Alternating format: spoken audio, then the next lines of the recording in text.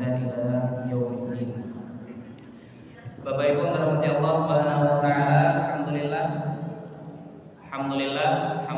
kembali kita memuji Allah Subhanahu wa taala atas nikmat, karunia dan hal-hal baik yang Allah berikan kepada kita, yang Allah anugerahkan kepada kita, dan sudah sepantasnya bagi kita yang mendapatkan karunia bersyukur kepada Rabb kita.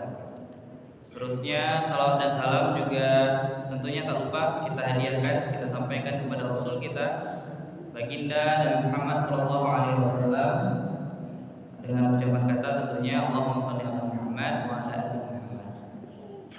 Maka Bapak Ibu yang dirahmati Allah, insyaallah Bu, pembahasan pada subuh yang berbahagia ini kita akan coba membahas bagaimana pemaknaan mewujudkan rasa syukur awak untuk semua yang telah Allah berikan kepada kita. Nah, Bapak Ibu dirahmati Allah Subhanahu wa taala, qala Allah taala fil kitabihil karim, a'udzu billahi minasyaitonir rajim. Wa idh qala Musa liqaumihi dhkuru ni'matallahi 'alaikum idh anjaakum min ali fir'auna yasumunakum su'al 'adzab wa yudhabbihuna abna'akum wa yastahyuna nisa'akum wa fi dhalikum bala'un min rabbikum 'azim wa iz ta'adzana rabbukum la in syakartum la azidannakum wa la in kafartum in 'adhabi lasyadid. Wa qala Musa in takfuru antum wa man fil ardi jami'a fa innallaha la ghaniyyun hamid. Sadaqallahu azim. Bapak Ibu dirahmati Allah Subhanahu wa taala, sebelum kita melanjutkan surah Toba, memaknai surah tadi, mungkin awak sama-sama lah acok mana-mana. Ustaz awak ketika menyuruh bersyukur, acok menyampaikan apa? La in syakartum la azidannakum. Kan ayatnya bahkan mungkin semua kita setiap kita Pak itu Allah menghafalnya. Allah tertanam di kepala. Allah hafal insyaallah. Kalau ditanya, awak tahu. Tapi mari kita coba hari ini Bapak Ibu memahami ketika ayat ini turun. Ayat dalam Al-Qur'an tuh Pak banyak isinya kisah-kisah. Di antaranya ayat kok sabananya kisah Pak, lengkap. Awak celek yang sebelumnya, celek sesudahnya. Jangan penggal di tengah, saya kan penggal pun tidak masalah. Insyaallah Allah bisa mengambil pelajaran. Tapi akan lebih tentunya sempurna ketika kita mengambil secara utuh. Maka ayat atau surah Ibrahim, kan di surah Ibrahim Bu. Maka ayat ini turun di surah Ibrahim ketika kejadian perang Badar. Perang Badar Bu, Rasulullah berada dalam tekanan dan para sahabat juga berada dalam tekanan. Situasinya terdesak. Maka Allah mengkisahkan dalam Al-Quran ini pada surah yang kita bacakan tadi, kisah dari Nabi Musa. Jadi Nabi Musa kan awak mengetahui cerita Bu, Nabi Musa itu berhasil membawa Bani Israel, diselamatkan Bani Israel dan Nabi Musa dari Fir'aun. Lalu diselamatkan Bani Israel tadi, dibawa akhirnya meninggalkan Mesir ketika itu, menyeberangi sungai yang telah dibala, laut yang telah dibala, berhasil Fir'aun terpendam di laut itu tuh, tapi Nabi Musa dan Bani Israel selamat. Kini yang menjadi masalah di Bani Israel kok Pak, Bani Israel kok kan awak tahu Bu, cikal bakal orang-orang Yahudi Israel ini tuh. Nah, dan Bani Israel tadi itu Pak ketika Allah selamatkan dari Fir'aun dan bala tentaranya, pas bersama Nabi Musa terombang-ambing itu sebelum sampai ke Yerusalem ketika itu. Kok kisah sebelum Nabi Muhammad diutus bahkan Pak, kisah Nabi Musa. Maka Bani Israel tadi ketika diselamatkan berada di perjalanan menuju Yerusalem, berada di perjalanan menuju Baitul Maqdis ketika itu. Maka tentu mereka berada dalam perjalanan yang agak menyusahkan. Di perjalanan mereka harus menghadapi kehausan, harus menghadapi gurun pasir yang di situ tuh ini enggak ada makanan gitu kan, ada air agak payah. Akhirnya yang terjadi Bu, yang terjadi Pak, Bani Israel tadi itu mengeluhkan deh Pak, ada caranya kok iya nak do apa nak do, cialan ada di gurun pasir kok dah. Coba pakai di lego. Maka disitulah pemimpin mereka yang Allah tetapkan, yaitu Nabi Musa alaihissalam, berkhutbah lah bahasa Arab, berceramah ke Bani Israel tadi. Apa kata Nabi Musa, Allah abadikan dalam Al-Quran yang tentu menjadi pelajaran bagi Nabi Muhammad dan para sahabat, dan juga lebih dari itu menjadi pelajaran bagi kita semua. Mudah-mudahan kita Allah izinkan untuk mengambil pelajaran dari kisah ini. Maka Nabi Musa berkhutbah, berceramah ke Bani Israel yang mengeluh dari itu, Pak. Kata Nabi Musa, wa idh qala Musa liqaumihi dzkuru ni'matallahi 'alaikum. Bersyukurlah kalian golai atas nikmat-nikmat yang Allah berikan kepada kalian. Idz anjaakum min ali fir'auna yasumunakum su'al 'adzab. Bukankah Allah telah menyelamatkan kalian dari Fir'aun? Bukankah Allah telah menyelamatkan kalian dari Fir'aun dan bala tentaranya? Bukankah Allah telah menyelamatkan kalian dari Fir'aun? Akaranya Fir'aun itu yudabbihuna abna'akum. Kalian bukannya punya anak dulu tapi dibantai anak-anak kalian.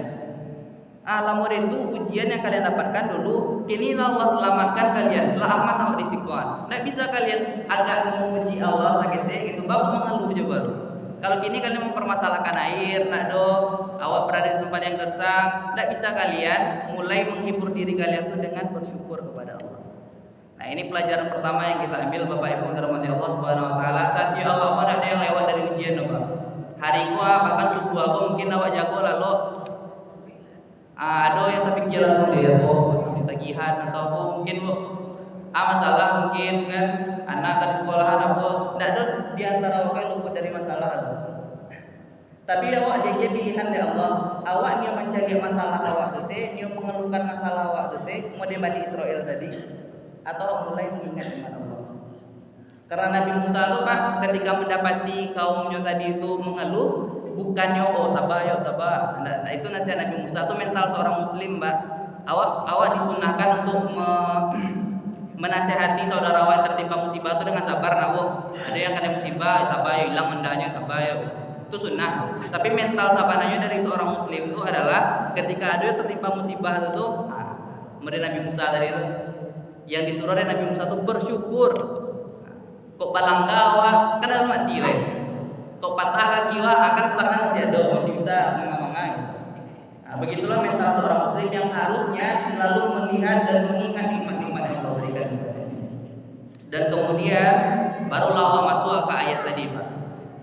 Bani Israel tadi itu, Pak, pas lagi dinasihati waktu itu dari Nabi Musa, oke lah kami, alhamdulillah kami lah diselamatkan oleh Allah dari Fir'aun, oke, kami lah diselamatkan. Tapi kan kami nak akan nyangge dek bersyukur terus.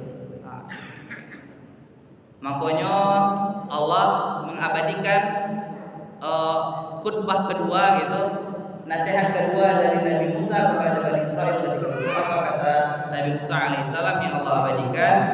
Wa id ta'adzana rabbukum. Nah, kok ayat yang sangat-sangat powerful sebenarnya, Pak. Awak maknai ayat kuyubana dengan kacamata tafsir, kacamata keimanan, agar apa yang Allah sampaikan itu sepenuhnya sampai lo ke hati awak, dan akhirnya awak menganggap Allah itu adalah rahmah gitu. Allah itu benar-benar Arhamar Rahimin, Maha Penyayang. Allah mengatakan, Pak, wa id ta'adzana rabbukum. Oke, kini kok kalian ingin fenomena, kini kok kalian ingin kejadian, hal yang bisa membuat kalian bersyukur tadi. Dan ingat kata Allah, wa id ta'adzana rabbukum.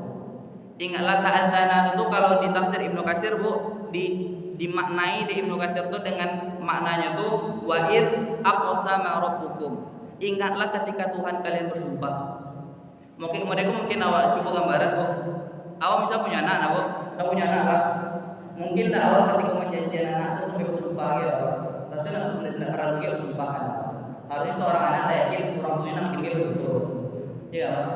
Mungkin awak ni menjanjikan anak awak beko siang awak pergi makan keluar, beko siang awak pergi main keluar.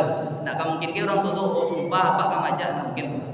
Tapi Allah Pak tahu sifat Bani Israel. Allah tahu sifat manusia. Walaupun lah di janjian, disampaikan, Allah tu la yakhliful mi'ad. Mungkin ke Allah yang maha tinggi, maha perkasa, maha menentukan tentu menyelisihi janjinya doh.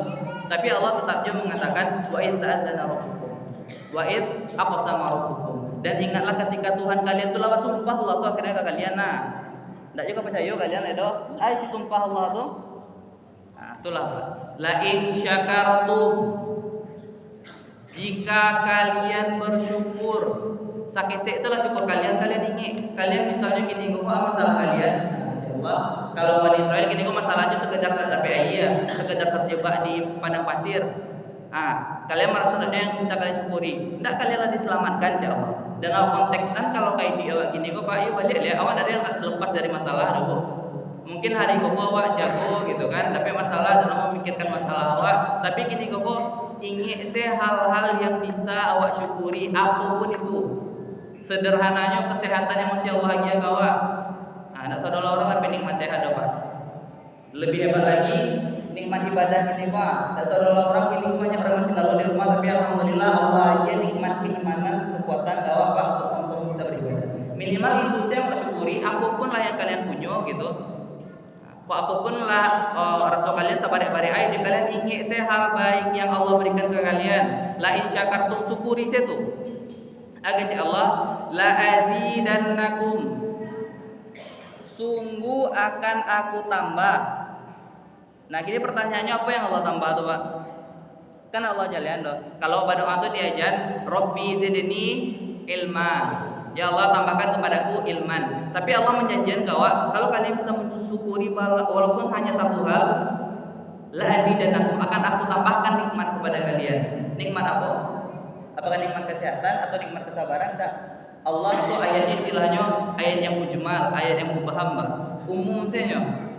Jadi walaupun kesehatan yang Allah miliki yang Allah syukuri, tapi yang akan Allah tambahkan itu tidak akan kesehatan saja. Allah akan tambahkan nikmat kesehatan, mungkin kekayaan, rezeki dan lain sebagainya. Kemudian itu kalimat yang Allah berikan dan janji yang Allah berikan kepada kita. Kalau Allah bersyukur, syukuri saya hal ketek yang mungkin kalian miliki, tapi pasti akan Allah ganti dan akan Allah janjikan sesuatu yang Allah tambah, dan itu sangat-sangat umum. Dalam hal lain kalian akan ditambahkan nikmat. Dan sebaliknya Pak, mari kita pahami kasih sayang Allah Pak. Jangan pahami ayat Allah tukang azab atau dan lain sebagainya. Allah katakan, wala in kafartum. Tapi kalau kalian masih kafartum, kalian masih menutupi nikmat Allah, kalian masih memikirkan musibah yang menimpa kalian, tak bisa taingi kebaikan Allah ke kalian. Insya Allah Subhanahu wa taala. Wa in kafartum, andainya kalian masih bisa memuji Allah, bersyukur ke Allah.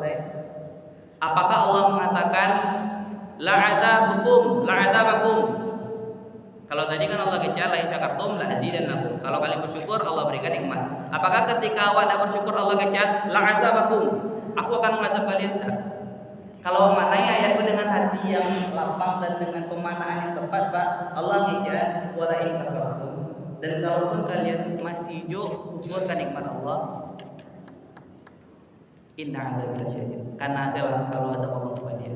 Soalnya tidak ada la yang menyatakan kalau azab itu akan langsung datang. Beda dengan ayat sebelumnya Pak, Allah mengatakan kalau kalian masih tidak bisa bersyukur ini salah. Inna azab lasyadid. Sungguh azab Allah itu sangat pedih. Itu adalah sebuah pelajaran bagi kita semua, tentunya Bapak Ibu terhormati Allah Subhanahu wa taala, bagaimana awak mencari Allah itu sebagai sosok zat yang maha penyayang. Dan Allah ketika memberikan musibah kepada kita itu pasti Allah berikan jalan keluar, dan Allah masih banyak itulah istilah, ada pepatah Minang tuh mujua sepanjang hari, malang sekejap mata, kenapa? Kan apa maknanya? Yuk muju awak sehat awak sepanjang hari, hal-hal baik yang awak dapatkan sepanjang hari. Tapi sekali-sekali sekejap mata tapi musibah awak kadang fokus awak ke masalah saya. Aku lah musibah ini. Baku pari dia. Jadi orang tidak saudara orang tua Allah uji pasti. Dan setiap kita perlu melihat kebaikan yang Allah berikan kepada kita dan perlu kita mensyukurinya. Dan terakhir Bapak Ibu rahmati Allah Subhanahu wa taala, kalau melanjutkan pembahasan tadi Bani Israel tadi Pak, disuruh bersyukur, ingat kebaikan Allah ke kalian, kira orang tua aja bisa mengingat. Akhirnya terjadi Pak, wa qala Musa in takfuru antum man fil ardi jami'a fa innallaha laghaniyyun hamid. Kalau kalian Bani Israel tidak bisa bersyukur lapor itu kecil Allah, lapor itu Allah bersumpah ke kalian. Kalau kalian bersyukur pasti akan Allah tambahkan kebaikan bagi kalian. Apa kata Allah? Apa kata Nabi Musa kepada Bani Israel?